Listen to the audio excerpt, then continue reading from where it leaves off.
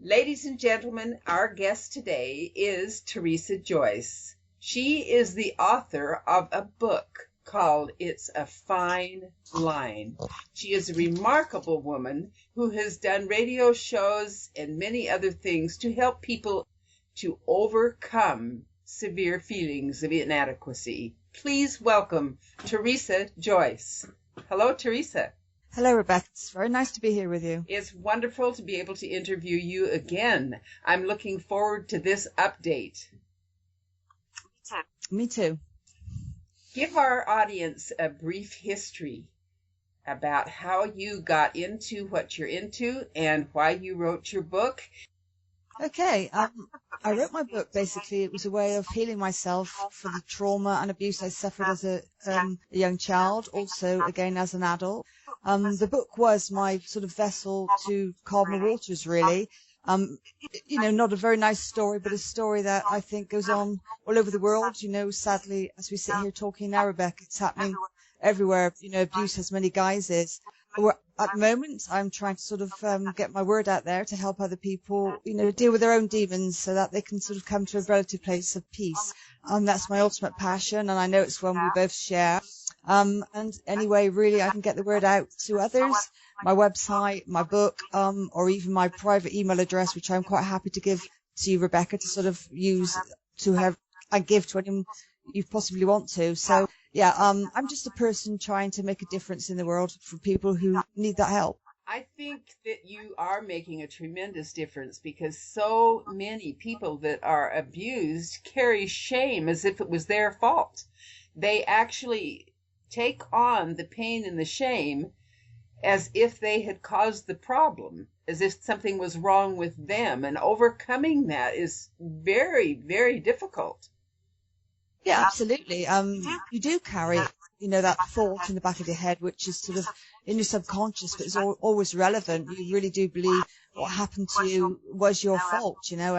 I, at a point in my life, like myself at all, I would avoid mirrors, really. I didn't want to look at the reflection looking back at me because I thought that person was evil, must be evil because of the devastation going on around me at that time.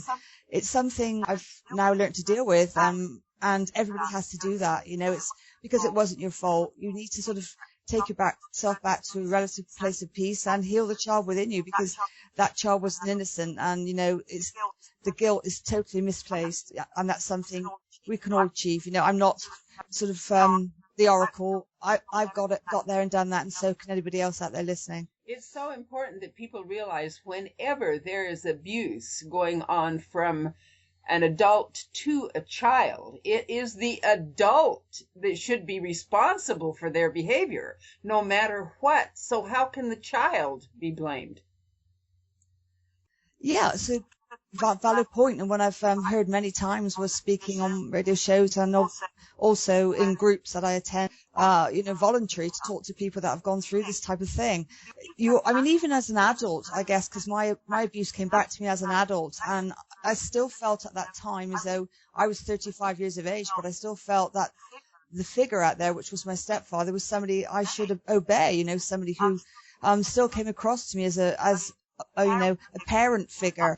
And it's something I don't think you ever lose, because your parents are always sort of, you always have that respect, or you should have, for a parent. And for me, it was very difficult to come to a place, even in my adulthood, to feel as though I was going against what he told me I should do, like I was misbehaving and I was the one who should comply. And it's a very strange thing to try and sort of put out there for people to relate to. But you never lose that feeling, I don't think, with a parent or a parent figure that, you should do as asked by them, which is obviously totally wrong. Well, when a child is totally dependent on adults that abuse them, they don't believe or understand any other choices. And then they feel, as you're totally aware, that something is wrong with them and they are imperfect or bad, or it wouldn't have happened.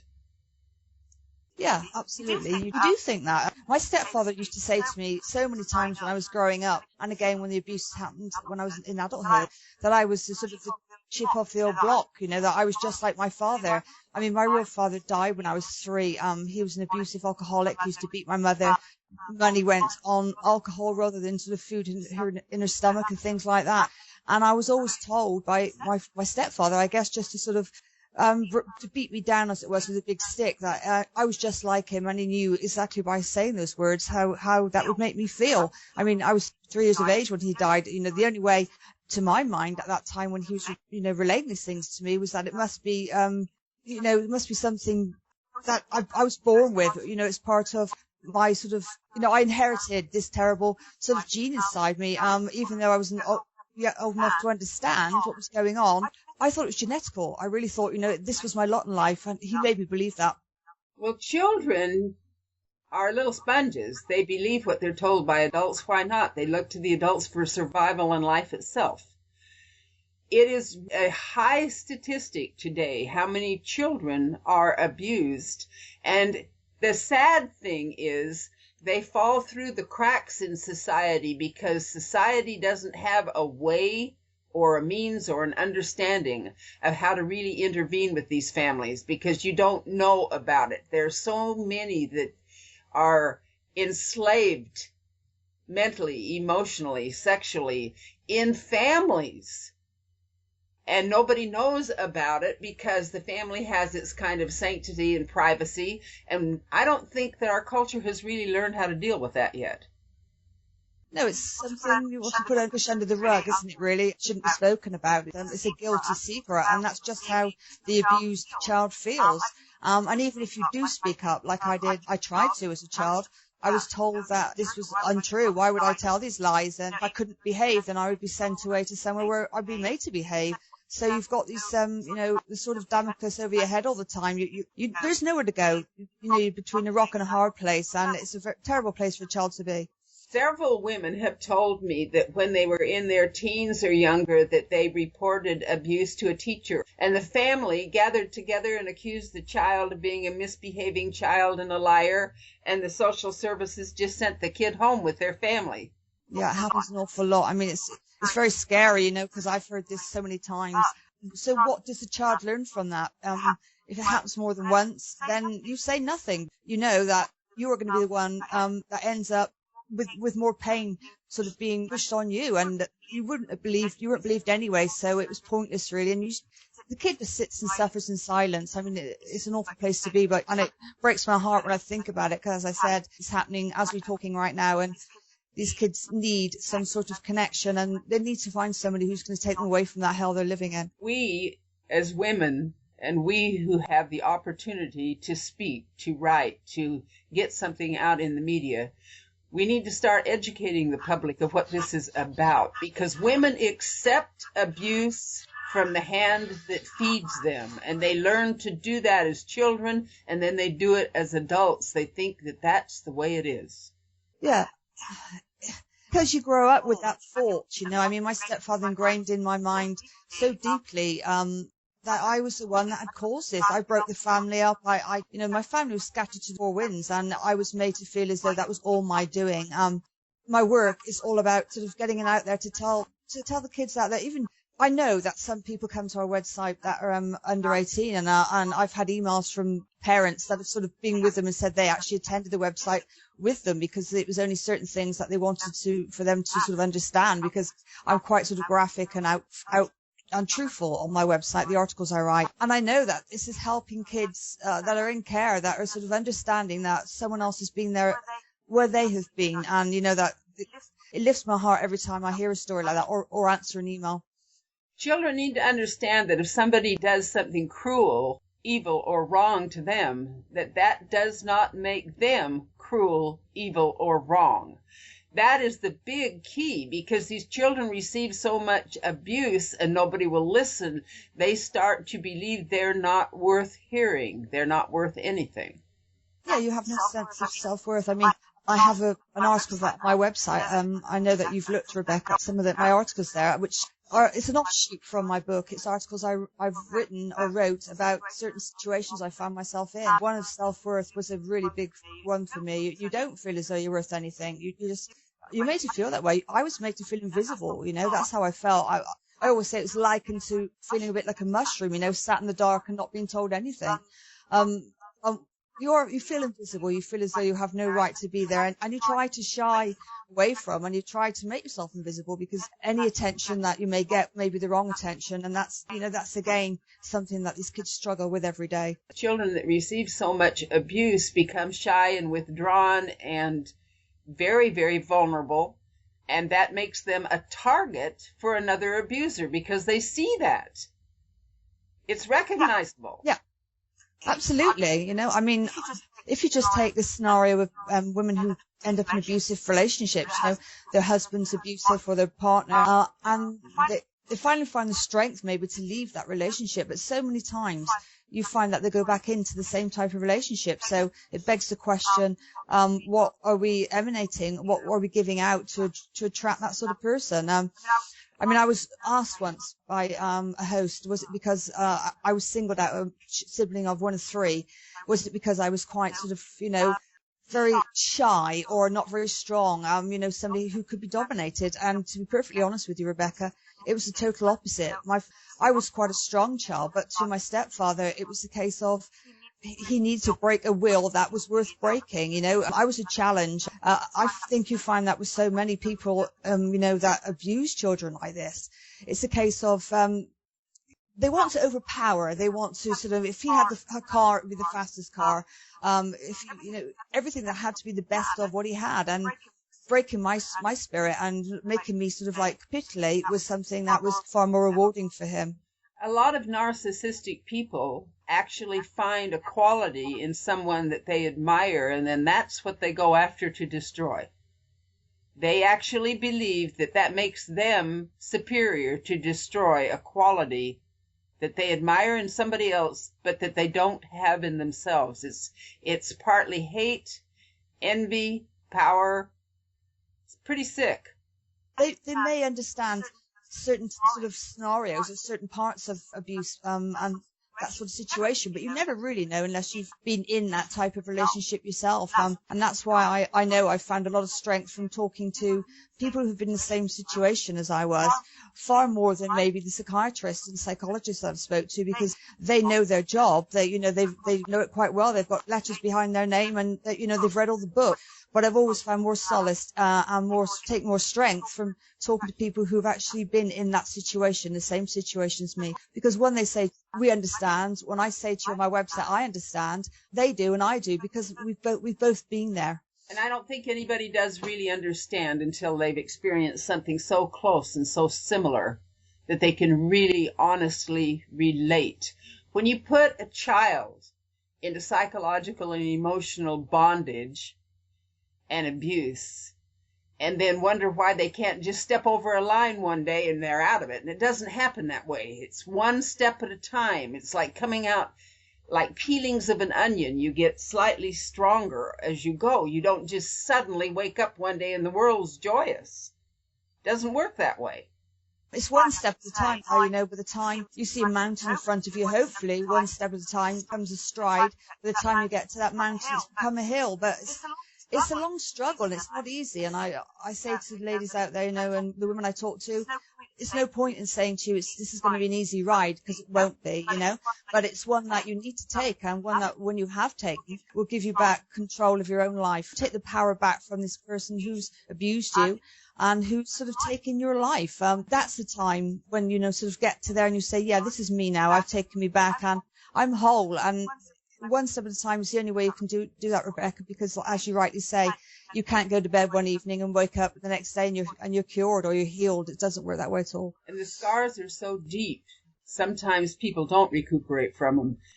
People talk about going out of one abusive relationship into another, but what they don't really comprehend, if they've never been involved in something like that themselves, is that everybody navigates to that which they are familiar with. So even if you get out of a situation, you don't realize that you have become psychologically and emotionally in tune to a certain kind of environment. And when you are there, it feels right, comfortable, and you understand it because that's where you came from. And you feel out of place someplace else.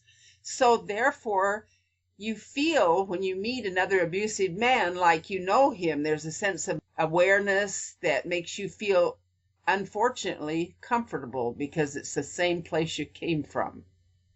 It's sort of like arriving at home only sick, and you don't know that he's abusive. You just recognize him as someone familiar in traits you are familiar with, so you're comfortable. You don't see the downside, you only see the recognizing side.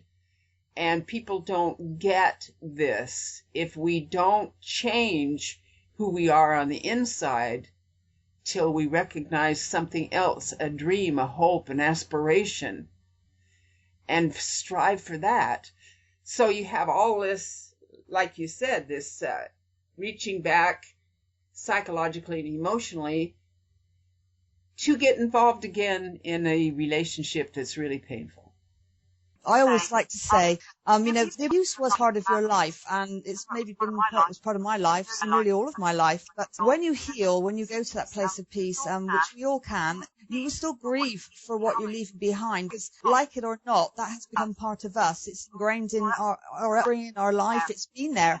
And even though it's an emotion that is extremely painful and one we have to conquer, you still grieve for that because you feel as though part of the jigsaw is being removed and it has to be replaced by something else. You would think to yourself, why would you sort of grieve for something like that? But it has in essence become part of who you are, and by changing who you are and removing that part of the jigsaw, it has to be replaced by something else, which is the difficult bit to do, to find something that will slot in there where the abuse was, and that the only thing that can slot in there is recovery.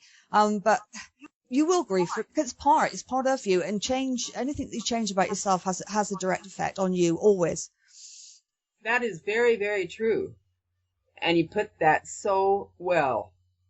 I came from an abusive situation, and it took me, I was going to say years, but really, I think that all my life I have just continued to make that one step forward and continue to grow and continue to find myself and the better qualities of myself, and to realize that what has been done to me is not who I am. We're not labels, numbers, we're people. Just somebody's taken our identity, and we just need to realize it's time we took it back. I think the real quality and the thing I love about you is that you have taken this head on, all of the heartache, all of the pain, and basically, like your cover, you've stripped it naked and said, here's the heartache and here's the pain. Are we going to rise above it? Are we going to deal with it? Are we going to realize that beneath it all, there's a wonderful, warm, and perfect human being that only needs an opportunity to be themselves? Yeah, that's very kind. I mean, I hope that's what I do emanate at, because that is what I'm trying to achieve, because we all have that, if you strip away the things that are, compounding on you and making you this suppressed human being, your soul is hidden. Your soul is in some dark, deep corner, and it's afraid to come out. It's afraid to fly, and that's what we need to realize, that our souls can take flight once more. We just got to, help it along there to find the wings. It is achievable for every one of you out there listening. It takes a step at a time to find that inner quality and that inner appreciation to know who a person really is when they've suffered abuse. I've seen it so many times, and I personally want to do all I can to help educate people more about abuse. Because our statistics, Teresa, are so high worldwide. People don't want to look at it. I was talking to a gentleman here locally who is the head of the domestic violence department, and he's also involved in a lot of other community things. And he said he'll give a community function and it'll be well attended until he gives a free function on educating people about abuse, and almost no one comes. But he knows that it's high because his employment takes him to the other end, where he's dealing with the women that are abused, and the statistics are high, absolutely high, right here. And yet, on the surface, we ignore it and will not go to any of the meetings.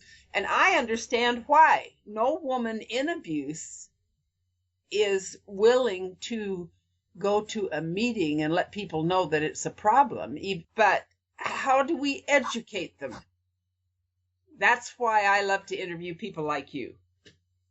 Yeah, it's difficult. I know that a lot of my shows that I make, people come in on the chat line and the hosts say to me that there's somebody on the chat, but they won't actually talk to me. I don't quite understand why, because they found the strength to make the call or to signing on the chat to thinking that they may want to talk to me. And sometimes I've had somebody who will sort of start to talk and then say, I can't do this. And, and they sort of go offline. So it's people they must be sitting there thinking they want to discuss this with me because they're recognizing a trait in me or the situation I'm talking about in themselves. But even in their own homes, on their own, they still find it, so difficult to actually talk about it, because they still feel as though this is some dirty secret. It's not. It really isn't that they feel that. It's like you and I, when we were children, we didn't dare tell the truth because we were punished for it. Now these women are adults and maybe have children of their own. And now the problem is compounded. If they tell the truth, how are they going to survive? How are they going to feed their children? Where are they going to go? How are they going to be safe? In Lundy Bancroft's book, Why Does He Do That? He clearly points out the fact that getting a restraining order puts a woman in more danger, not less. These women are afraid. Yeah, absolutely. I know that happens all over the world. And, you always have to, I guess, try and put a place of safety that you can actually retreat to before you make a plan to move yourself out of a situation like that. I know situations and scenarios where women have left that perpetrator 2 or 3 times and, have always gone back. And then on, say, the 5th time, they don't go back. There's a lot of failed journeys made where they've not reached the end of that journey and they felt as though they had to go back into the situation until they ultimately took that last step, and on the 5th time they didn't return. So I know that happens a lot. People try and walk away, they don't have the right plans in place, or they're not spiritually or emotionally in the right place or strong enough at that moment to deal with it. So everything has to be just right for you to be able to take this in, and hit it head on to change your life. Unfortunately, so many women and girls that are abused are in a situation where it has been designed to isolate them and make them totally dependent on their abuser. If they have been totally dependent, they don't know how to be independent and take care of themselves. So when they become an adult and they have children, the very survival of themselves and their children is something they don't know how to deal with. That's what takes them back. They step out because of fear. They don't know how to survive because they've never had the opportunity to be prepared for that, and they go back. And then they realize they can't survive there, and consequently you have the going back and forth. I've seen a lot of that, but in every case, the women involved in the abuse were never prepared to take care of their own needs, let alone those of all the children they may have. Your abuser wants you to be like that. You can't be able to take care of yourself, as you rightly say, because he wants you dependent on him. And, I've known women that are taunted, women that leave and they're, the perpetrator sort of said to them, yeah, okay, you'll be back next week. And, 9 times out of 10, they're probably right. Because they have no life skills. They don't have the places in peace to be able to take hold of their lives and move forward on their own or with their children. And this has been they've been groomed that way. That's taken years to get that person in that position where they're groomed to be totally dependent on you. And it's done with malice and it's done with forethought. Yes, it is. It's done literally to keep the woman down and enslaved and isolated and controlled. That statement that you won't be able to make it in some form or another has always been a big tool. I know that the biological father of my children told me, you will not be able to survive or take care of these children, and you will be back almost immediately. Just try it and see. It just gets me so angry because these people are doing it with, I said, force. Their minds are so screwed up where they want to destroy another human being. And you usually find that when this woman finds the strength to leave,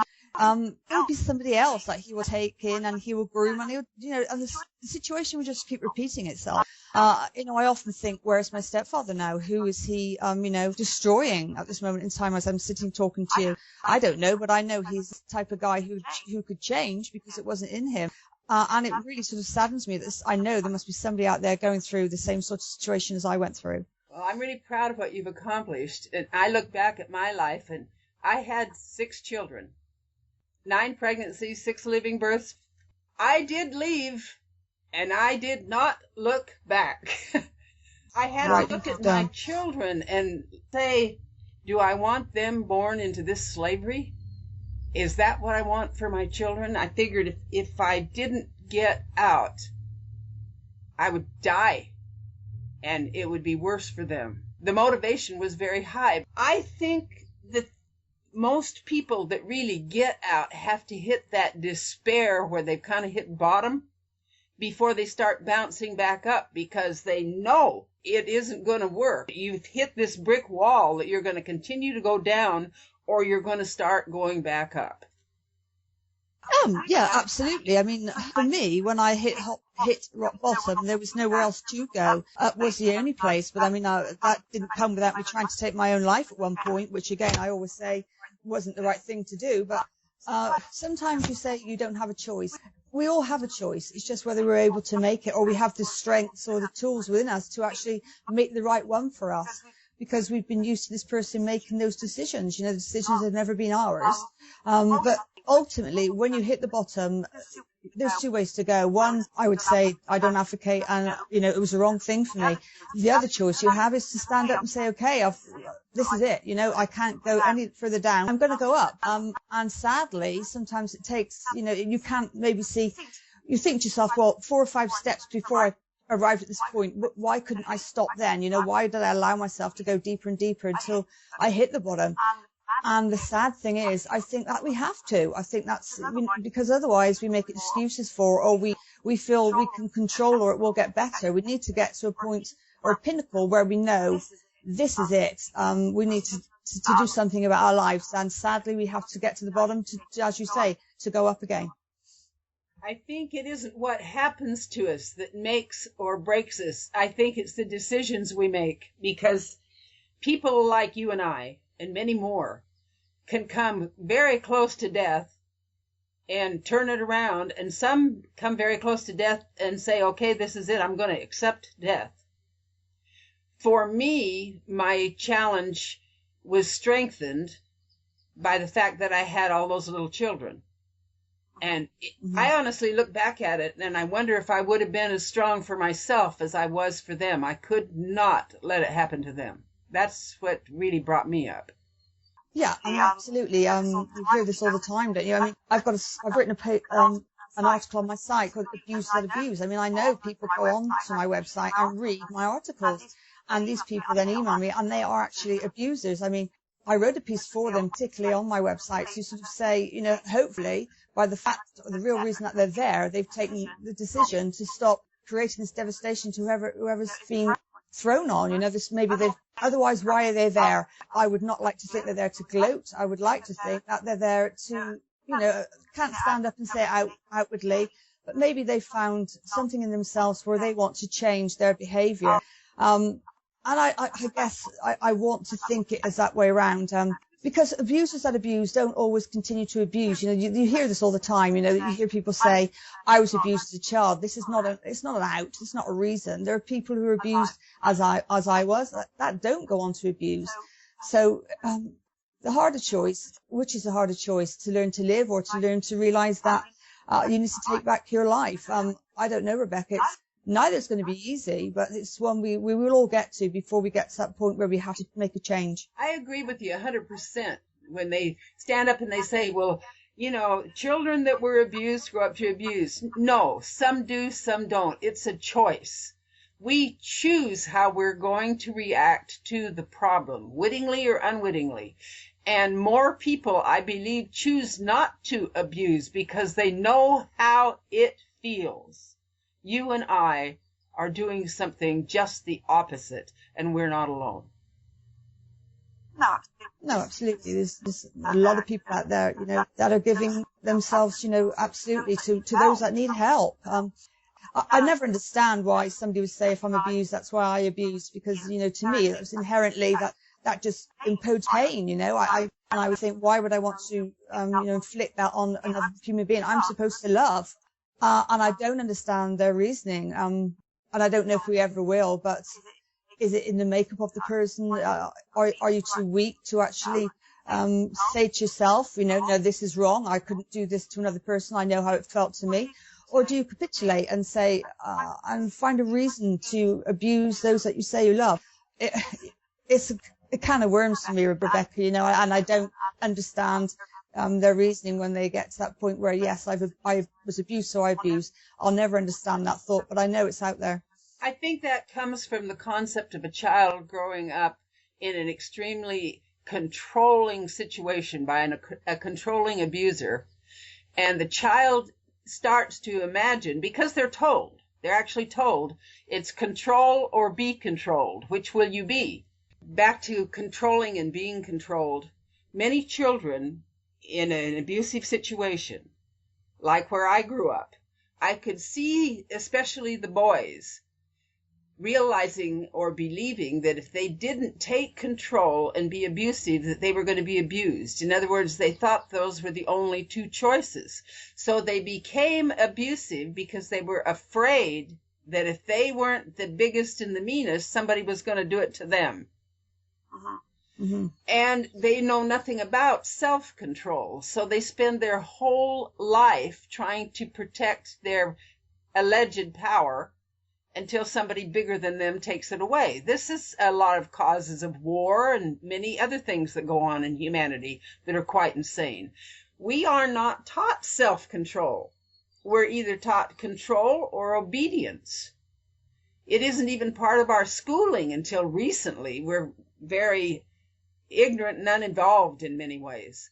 But I have seen many men, especially in the people that I came from, that were controlling and abusive because they believed if they weren't men. Now that's sick, but that's really the way it is. Yeah, I could see that, I'm sure. What do they think, it's been an awful place to be. If I try to put myself in their situation sometimes and think about the fear, as you've just rightly said, about if I don't come across as big, hard person who can hurt you, then I'll be hurt. And I get sort of some sympathy for the reasoning of, the fear that they may be hurt because they have been, or they've seen this happening around them. But what is the answer? You've got to sort of stand up and say, and be counted really, and say, no, this is wrong, this is the right thing. As you rightly say, self-control is the hardest one of all, Rebecca, and so many people struggle with that. There's an organization called Challenge Day that comes and teaches children and spends a whole weekend in workshops with grades 7 through 9, or take 3 grades at a time in junior high or high school. And they put on these big seminars, and they're really wonderful. They have counselors for every 5 children. There's a counselor, and they'll ask a question, and if it applies to the person, they have to walk across a line, and that means the counselor goes with them so that the kids can understand the counselor's been through it too. And they ask the boys how many of them were punished and beat up because they weren't mean to girls. And almost 100% of the boys crossed the line. What does that tell you? Yeah, it's a scary thought. Statistics aren't sort of good there, but you never know what's going on in somebody's head. And you never really know your own story of abuse, your own journey that you've taken and the road that you need to make to recover. It's so difficult, even as a person who has been abused, to sort of take in everything that happens around me. I mean, a lot of people seem to sort of think, when you think about abuse or abusive sexual abuse as a child, that it's always the girl. And that's absolutely not true. There's some boys out there that are sexually abused also. The same as, you get abusive wives that hit their husbands. It's this cross-gender. It's not just happening to women, is the point I'm trying to make, or girls. That's very true. These little boys that were being punished or beat up or hit because they were not aggressive toward little girls, that was abuse. They were being abused and basically taught that if they didn't become a power of abuse, they were going to get abused more. That's abuse. That's abuse, and Absolutely. there are a lot of little boys that are actually sold into the sex industry. The sex industry has become the fastest growing crime on earth. Yeah, it's a very scary thought, isn't it? I mean, it's the same as children, young lads are brought up. I always tell my own son, if you're upset over whatever it is, and you feel like crying, then cry. Because I never I tried to drum into him as a child growing up that it isn't, it's all right to cry because you're a boy. You're not supposed to hide your emotions. But I know some kids grow up feeling that they can't even vent those emotions or their pain and feeling that then it has to be masked. It's going somewhere, so it's going inherently back inside of them. They can't come out outwardly, then it's compounded, but and it's just backed up to their memory or and their makeup, their idea of themselves. And at some point in the future, that will erupt because it always will. The mountain always erupts at one point. It just how long is it before we reach that point? This is the big job in front of us: is to do everything that we can to educate, to protect everyone, that the next generation might have enough understanding about their own nature and human nature to not be destructive toward one another. And of course, that's a big dream, but I hope that we can make some big dent in it. Yeah, absolutely.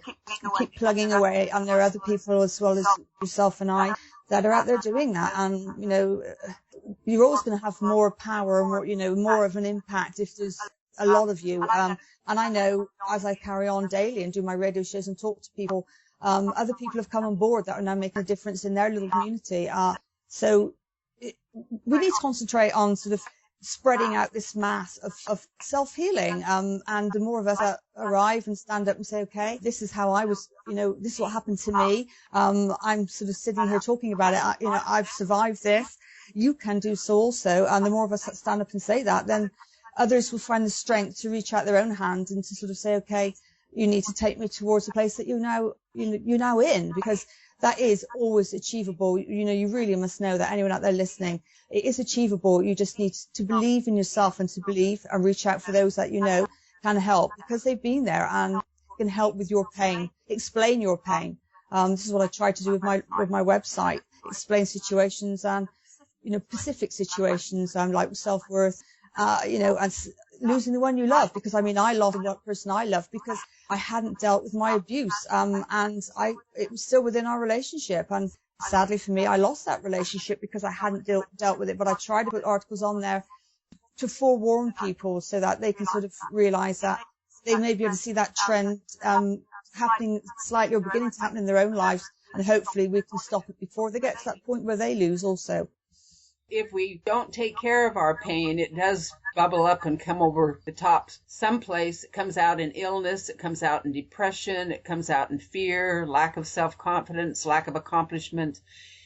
If we can get past it and start working with it and use it as a tool, I used my pain to thrust me forward with great determination. I used it for my power.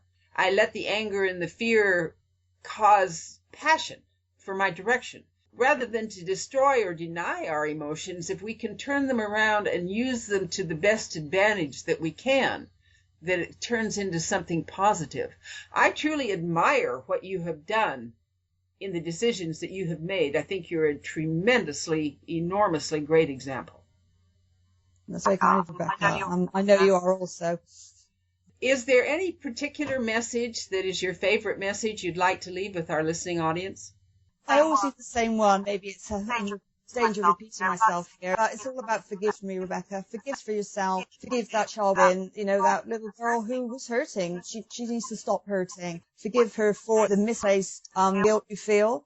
Learn to forgive her. Learn to love her. And the other one, always difficult, is to learn to forgive your abuser, because until you do, they will always hold the power over you. Forgiving is not forgetting, and that's one thing I put out there all the time. Forgiving is not forgetting. You need to take back your life. Part of that is to forgive them, let them go. I think that is really great, especially with that follow-up, let them go. Forgiveness does mean to let them go. It doesn't mean to sanction. It simply means to see them for what and who they are, which is a very misguided person, and realize that that's the problem. It's not you. The problem lies within their own need to grow up and to deal with their problems. And basically, you were just in a train wreck. So forget the train, deal with the wounds, and go on. Yes, a very good metaphor. Great job. I want to thank you very much for joining us today. I love this update. Keep up the good work, and we'll keep in touch. Thank you very much, Rebecca. You're very welcome.